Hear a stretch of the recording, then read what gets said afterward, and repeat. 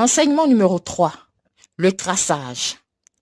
Pour bien coudre, il faut bien repasser son tissu afin qu'il n'ait plus de plis. Ensuite, poser son tissu par terre pour faire le traçage, pour bien coudre droit afin que le travail soit propre. Comment faire son traçage?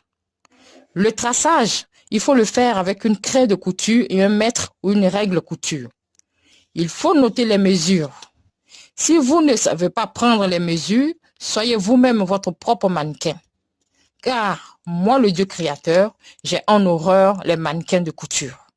C'est pour ça que je dis, soyez vous-même votre propre mannequin.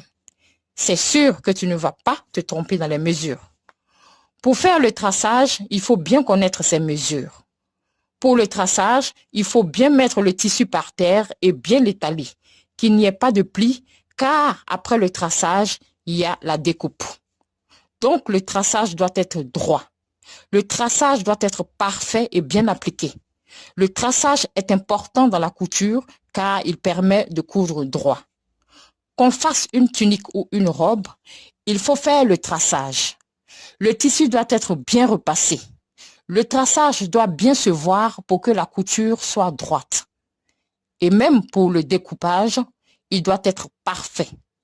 Le traçage doit être propre et bien appliqué. Le travail doit être parfait, car quand on fait de la couture, que ce soit pour nous-mêmes ou pour les autres, c'est pour Dieu qu'on travaille.